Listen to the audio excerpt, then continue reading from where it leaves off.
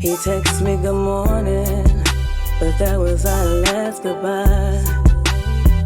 You bring me trust and love.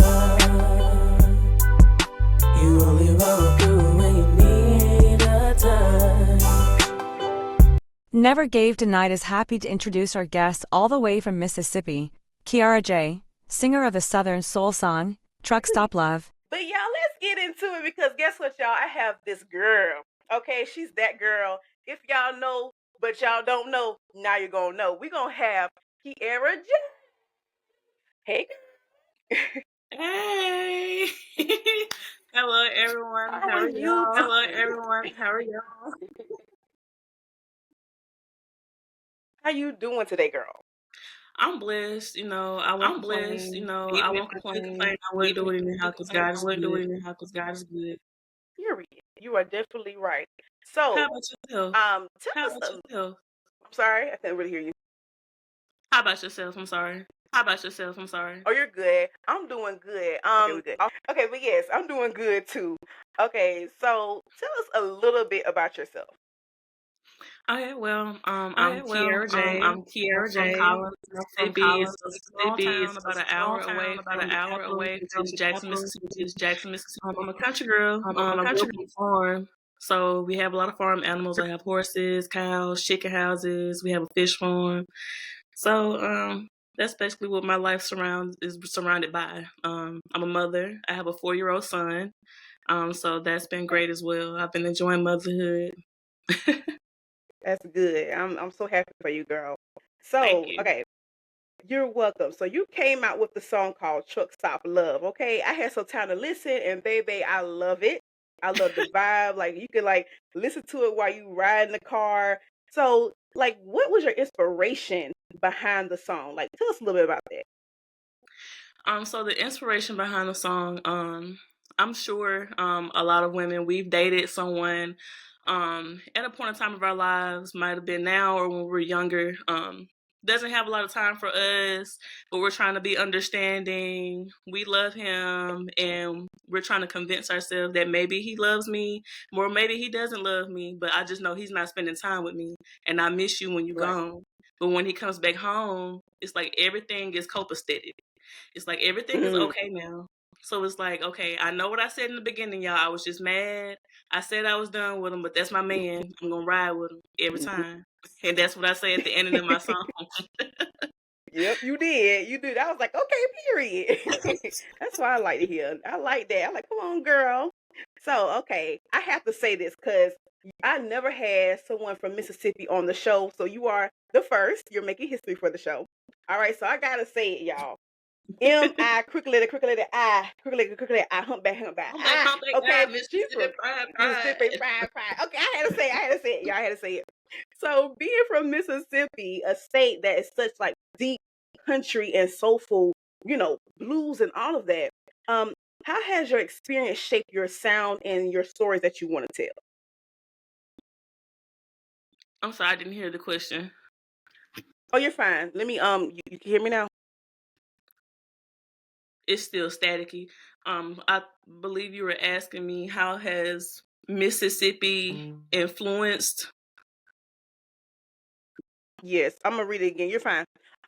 So being from Mississippi, a state with such soul and blues rooted, how has your environment shaped your sound and the stories you tell? Okay, now I understand the question and I heard it completely throughout. Yep. So I have dibbled and dabbled with trying to create music since I was a kid, actually. I started out doing poems. And when you're influenced by different personalities over the radio or different other artists from different areas, that right there could influence you on how you might want to sound. But genuinely, when I sat down and I got to the root of everything, you just can't get away from, that southernness of where you come from. When you sing, it has to be real. When you make music, it has to be real. So all those experiences that I've experienced, as a kid growing up with both my great grandparents and being around a lot of older people, listening to the down home blues around older people when we're having cookouts and stuff like that type of stuff. Like it has influenced and it has shaped me to want to do Southern soul because that's the root of my heart. Southern soul Right. is the root of Mississippi, it's the root of the South, so essentially it's the root of my heart. Anytime I sing anything Southern soul, it's coming directly from my spirit. That's good. I love that. I like how you said that. Come from your spirit. Oh So yes. basically, yeah. So speaking of Southern soul, like, what is your definition of Southern soul music? My definition of Southern soul music is just what it is. It's Mhm. Southern and it's music from the soul. We're not just talking about things that we aren't experiencing or things that majority of all of us down here in the South hasn't experienced. The struggle, hardships, different things like that. But majority of it is family. A lot of us are family oriented. So that's what a lot of the Southern Soul is about as well, coming together, enjoying family, just enjoying life, celebrating. Yeah, that makes a lot of sense. I love that. Okay, so there has been a lot of conversation whether country music is inclusive. How do you see yourself contributing to the change, the narrative, like when it comes to like Black country soulful music? Well, I think what a lot of people get misconstrued is country did start with us. So You better I know don't it. really think that we came in changing anything. I feel like we more so just got back to our roots. You know what I'm saying? We're getting back to Yep. what's real to us. And I Mhm. think change is good. A lot of people are coming out and becoming more comfortable in the skin that they're in, and not Yeah. conforming to what others may want you to do or what others may want you to sound like. We're basically showing up like, Mm. hey, this is us. Like, this has always been us. And I think Hmm. that as time continues to grow, I love what I'm seeing as far as, country and blues and southern. So I love seeing it. Yes, same here. And like you said, we started, and it became progressive over time. And then now we're coming back to our roots, and now it's like, because I want to say, like, K Michelle was one of the people who, kind of got back into it, and people were like really criticizing her. And I think it was a singer before her as well, who I think she was one of the first Black country singers. Like, she came back into it, and people were criticizing her, and she basically like opened the door for other people to come in. So yeah, that's very knowledgeable. I'm glad that you said that. You brought that Oh up. yeah, That's really K good. Michelle. If you're a K Michelle fan, even if you're not a K Michelle fan, just if you've ever heard her music, she's always had that authentic country sound, and she's from Memphis, Mhm. and she's always Right. said that she wanted to do country music, so that just made more sense Mhm. for her. But either route that she chooses, she's doing amazing. I love to see it. I really love to see it. Yes, K Michelle, if you listening, hopefully you are. Yeah, you're doing a dang on thing, girl. So Yes, that's ma'am. that's really good. I duly appreciate that for real. So, okay, when people first hear your music, what's the biggest misconception you think they might have about your music, and how do you want to prove them wrong? I don't want to prove anybody wrong with anything. Honestly, I welcome all Mm, type of criticism. They always say your haters are your biggest supporters. Um, come and on now. I'm a big strong believer in people have a right to their opinion, and my music is who my music is for. My music may not be for everybody, but when I make my music, I write my own music. I have great producers, so whoever my music resonates with is who it resonates with. I try to make my music to where everyone, if not majority of people, can relate to my music. But if they can't, then I just know it's not for you. But that's not going to stop me from Mm, making my music how I make it, because there's lots of people who actually love my sound, who actually love the lyrics that I put down. yes, come on now. I love that. Yeah, your haters are your biggest conquerors, or whatever they say. Like, they give you more oomph. They make you keep going. Okay, they say if you don't Yes. have haters, you ain't popping. I Okay, said, if you so have a that hater, makes they just love you in a sense. different form. That's all it is. They Ooh, love you in a different come form. on now. I love that. I like how you said that. Come on. Y'all need to get into it. Kiera is like dropping gems right now. She is giving y'all knowledge. This is like authentically her, and I love it. So get into it, y'all. Get into it. So beyond the music itself, what has been the most powerful reaction or story you heard from someone who has connected with your song? Okay. I believe I heard that question correctly. Outside of the music, who Mhm. have I connected? Ask that one more time. Who has connected with your music? Who has connected with your music? And like any Okay. stories they have said, like, oh yeah, that relates to me. Man, it's so crazy that you asked me that. Because for the past few days since I had this performance, I've just been staring at this picture of this family. Let me see if I can actually pull it up for you. It's in my photos. Give me 1 second, y'all. It's not far. But I You're really fine. have to show y'all this because I look at this picture almost every day now since that performance, and they really did touch me when I saw them and their kids. Can y'all see? Let's see. I can't really see it. Let's see. Yeah, put it closer to the side. Matter of fact, dim your. Oh, there you go. I'm about to say dim it. I love that. Okay, a family portrait. That's So cute. this guy, he actually was in the park while I was singing. And when I started, I was actually singing Truck Stop Love. But before I started Mhm. singing, I was just, talking and speaking to the crowd, telling them like, I'm pretty sure like a lot of us, we give our men like a hard time. But we have to give credit where credit is due because a lot of these men, they do step up and they take care of, a lot of children that aren't theirs. And, I was just talking, talking, and talking. And when I Right. said that part, he resonated with it and he stood right there in front of the stage. He wasn't even there for the show. They were on the other side of the park, but they all came and Mm. stood in front of the stage until I came down and I spoke with him.